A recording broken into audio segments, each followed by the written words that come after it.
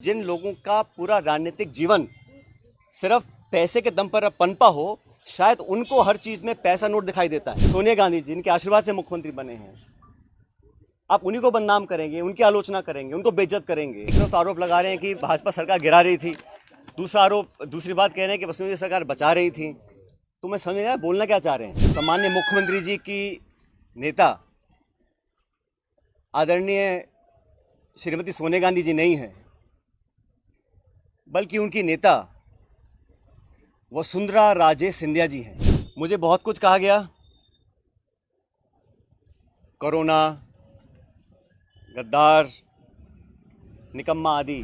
देशद्रोह, राष्ट्रद्रोह के मुकदमे में मेरे पर कार्रवाई करने की कोशिश की गई थी। सम्माननीय मुख्यमंत्री जी का भाषण परसों धौलपुर में हुआ और उस भाषण को सुनने के बाद मुझे ऐसा लगता है कि सम्माननीय मुख्यमंत्री जी की नेता आदरणीय श्रीमती सोनिया गांधी जी नहीं है, बल्कि उनकी नेता वसुंधरा राजे सिंधिया जी हैं। उनकी नेता सोनिया गांधी जी नहीं हैं, बल्कि उनकी नेता वसुंधरा राजे सिंधिया जी हैं। और एक तरफ ये कहा जा रहा है कि हमारी सरकार को गिराने का काम भाजपा कर रही थी, दूसरी तरफ कहा जाता है कि सरकार को बचाने का काम वसुंधरा जी कर रही थी। तो ये जो विरोधाभास है, इसको समझाना चाहिए। आप कहना क्या चाह रहे हैं, ये स्पष्ट कर देना चाहिए। आप सबको मालूम है, सरकार बनने के बाद मैं प्रदेश का उप मुख्यमंत्री था, प्रदेश अध्यक्ष था, और 2020 में देशद्रोह, राष्ट्रद्रोह के मुकदमे में मेरे पर कार्रवाई करने की कोशिश की गई थी। अनेक ऐसे प्रकरण हुए और हम सब लोग, और मैं स्पष्ट करना चाहता हूं कि मैं और हमारे कुछ साथी सरकार में नेतृत्व परिवर्तन चाहते थे। अपनी बात को लेकर हम दिल्ली भी गए और अपनी बातों को रखा। उसके बाद अखिल भारतीय कांग्रेस कमेटी ने लगातार चर्चाएं हुई और आज वो दुनिया में नहीं है, स्वर्गीय अहमद पटेल साहब, लेकिन उनके माध्यम से सब नेताओं से मुलाकात हुई और एक कमेटी का गठन हुआ, एआईसीसी ने किया। उसमें माखन साहब, वेणुगोपाल जी और अहमद पटेल जी सदस्य थे और उस कमेटी का एक काम था। और कमेटी जब गठन हुआ उस समय हम सब की बात सुनकर हमारी बातों को एक्सेप्ट किया गया और एक रोड मैप तैयार किया गया। बहुत सारी बातें उसमें थी, मैं उसका उल्लेख नहीं करूँगा, लेकिन कमेटी का गठन हुआ और उसके बाद से हम सब ने, चाहे वो राज्यसभा के चुनाव हों, चाहे विधानसभा में मतदान हो, पार्टी का प्रचार हो, कांग्रेस को मजबूत और ताकतवर बनाने के लिए हम सभी साथियों ने जी जान से कोशिश की और मेहनत की। और 2.5 साल का जो कार्यकाल निकला वो इस बात का प्रतीक है। अनुशासन तोड़ने का काम कभी भी किसी ने नहीं किया। मुझे बहुत कुछ कहा गया, कोरोना, गद्दार, निकम्मा आदि, और जो ये आरोप परसों लगाए गए, ये 2.5 साल से मैं आरोप सुन रहा था, लेकिन हम अपनी पार्टी को और सरकार की छवि को नुकसान नहीं पहुंचाना चाहते थे। इसीलिए मुझे लगा कि जो प्रकार का भाषण दिया गया, मैंने पहली बार देखा कि अपनी सरकार को, अपने ही विधायकों को, अपने नेताओं को बेइज्जत और बदनाम करने का काम हो रहा है।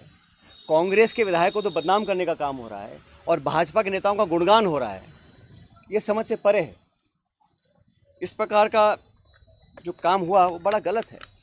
और हम सब लोग जो दिल्ली में गए थे अपनी बात को रखने के लिए, किन लोगों पर आरोप लगाए जा रहे हैं?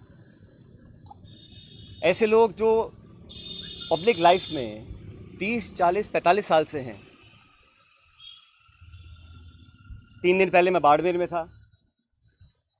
सम्मानी हेमाराम जी 1980 से विधायक हैं।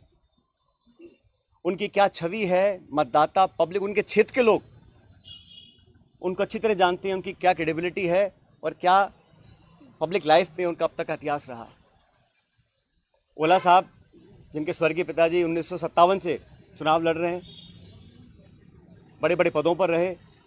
और हेमाराम जी ने तो अपने नौजवान बेटे की मौत में और याद में एक छात्रावास बनाया है। 100 करोड़ की ज़मीन तो उनकी बाड़मेर में निजी ज़मीन को उन्होंने दान किया समाज के लिए, लोगों के लिए। पैसा इकट्ठा कर 22 करोड़ का एक हॉस्टल बनाया 150 बच्चों के लिए, गरीब बच्चों के पढ़ने के लिए। इन सब लोगों पर इस प्रकार के आरोप लगा देना मैं समझता हूँ बहुत गलत है, बहुत निंदनीय है। और मैं सिरे से इन बेबुनियाद और झूठे आरोपों को नकारता हूँ। बहुत से साथियों को मंत्री बनाया इस सरकार के अंदर, बड़े बड़े पद दिए गए, कोई चेयरमैन है, कोई कॉर्पोरेशन में मेंबर है, कोई पार्टी के पदों पर बैठे हैं। 3 साल हो गए। ऐसे लोग जो पब्लिक लाइफ में रहे, जिन्होंने अपना नाम कमाया, जिनकी एक साख है, उन पे आरोप लगा देना कि आप चंद रुपए में बिक गए, मैं इसको बहुत गलत मानता हूं। और 3 साल से कोई कार्रवाई आपने नहीं करी, ये बहुत बड़ा सवाल उठता है। साथियों, हम दिल्ली में गए, अपनी बात को रखा और उसके बाद सारे तथ्यों को संज्ञान में लेने के बाद हमारी अध्यक्षा सोनिया गांधी जी ने 25 सितंबर को सम्मानीय माकन साहब और सम्मानीय खड़गे जी को जयपुर भेजा था। आप सब जानते हैं। वो विधायकों की मीटिंग हो ही नहीं पाई। सोनिया गांधी हमारी पार्टी की अध्यक्ष थी उस समय। उनकी जो अवहेलना हुई, उनकी जो मानहानि हुई, उनकी जो बेइज्जती हुई, वो गद्दारी थी। इतने सारे विधायक, 20, 30, 40 पता नहीं कितने विधायकों को उनकी इच्छा के खिलाफ इस्तीफा दिलवाया गया, अपनी सरकार को संकट में खड़ा करा गया। बहुत से लोग आरोप लगाते हैं कि मोदी और शाह के कहने पर इस्तीफे दिलवा दिए गए। अब ये बात मुझे बोले और मैं जाके मंच पे इस बात को बोलूं, ये शोभा देता है क्या? तो मुझे लगता है कि अब तक जो हुआ उस घटनाक्रम में वो इस बात को दिखलाता है अनुशासनहीनता किसने करी, पार्टी का डिसिप्लिन किसने तोड़ा और सही मायने में संगठन को और सरकार को कौन मजबूत कर रहा है, कौन कमजोर कर रहा है। और अपने नेताओं को खुश करने के लिए बहुत सारे लोग तरह तरह की बातें करते हैं। कोई किसी की चुगली करता है, कोई किसी की चुगली करता है। मुझे बहुत सारे लोग आके बहुत सारी बातें बोलते हैं कि यहाँ हज़ारों करोड़ का घोटाला हो गया, यहाँ ये स्कैम हो गया। इन्हीं बातों को मैं मंच पर आकर इनका बखान करूं, ये शोभा नहीं देता। ये गंभीर राजनीति का परिचय नहीं है।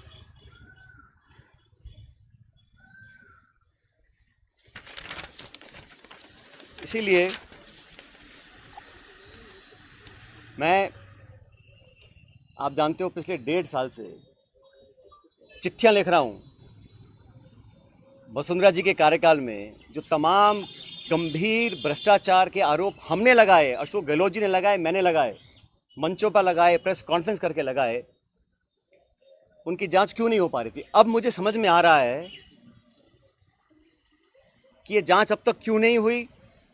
मेरे चिट्ठियां लिखने के बावजूद मैं 11 अप्रैल को जयपुर में अनशन पर बैठा इस मांग को लेकर। लेकिन अब मैं नाउम्मीद हूं क्योंकि तथ्य सामने आ रहे हैं। कार्रवाई क्यों नहीं हो और क्यों नहीं होगी, ये बात भी स्पष्ट हो चुकी है। इसलिए मैं ऐसा मानता हूं कि हम लोग जो पब्लिक लाइफ में हैं,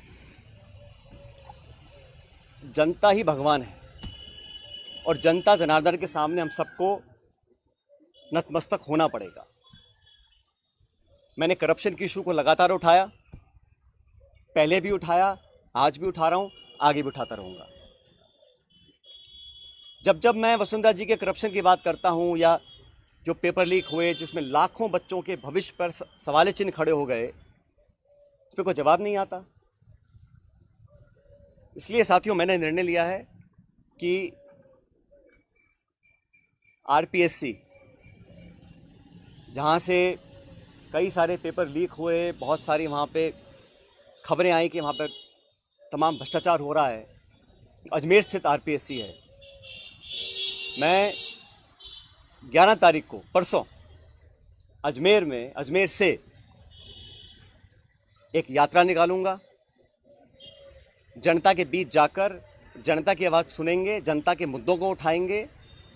और जैसा मैंने शुरू में कहा, जनता जनार्दन है, तो जनता के बीच जाना हम सबका दायित्व बनता है। और जो करप्शन के इश्यूज़ हैं, जो नौजवानों के इश्यूज़ हैं, जो पेपर लीक और पेपर कैंसिल के और नौजवानों के हितों से जुड़े मुद्दे हैं, उनको उठाकर मैं एक जन संघर्ष यात्रा निकालने जा रहा हूं, जो 11 तारीख को शुरू होगी अजमेर से और जयपुर की तरफ हम लोग आएंगे।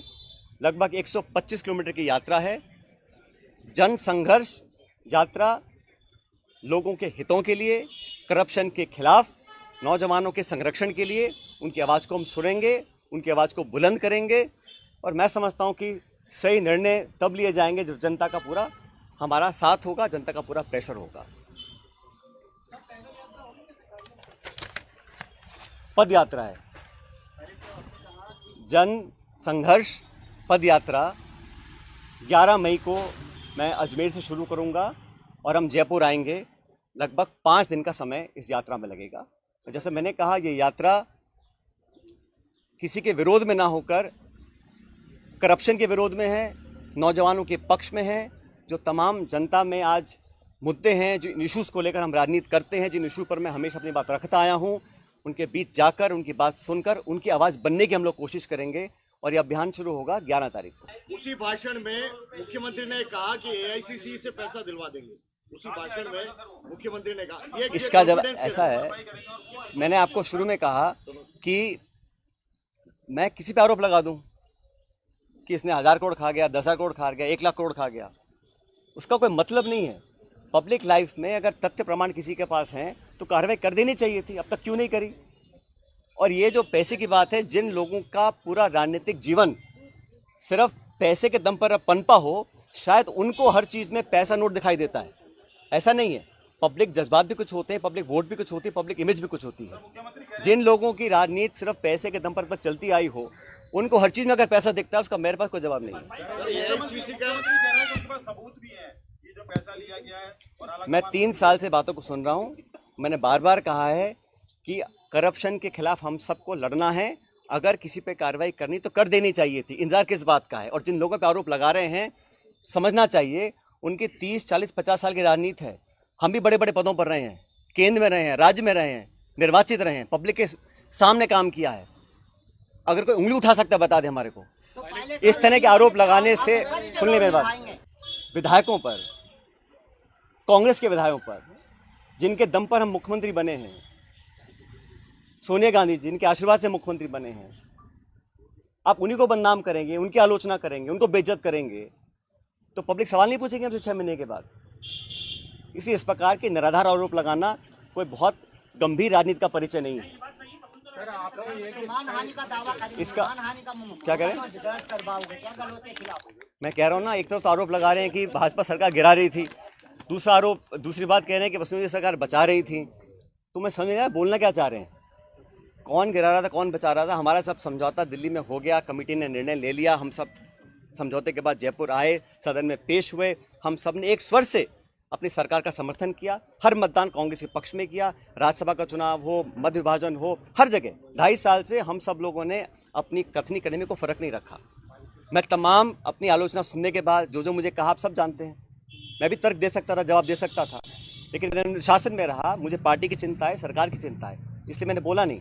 लेकिन इस प्रकार के पब्लिक प्लेटफॉर्म पर आकर अगर कोई किसी का चरित्र हनन करेगा तो उसका जवाब तो जनता को देना ही पड़ेगा। क्या आपको पार्टी छोड़ने के लिए मजबूर किया जा रहा है? मैं यात्रा निकाल रहा हूँ पब्लिक इश्यूज़ को लेकर, और मैंने कहा ना, अगर कोई चाहता है कि कांग्रेस को कमज़ोर करने की कोशिश करेगा तो उस कोशिश को हम नाकाम करेंगे।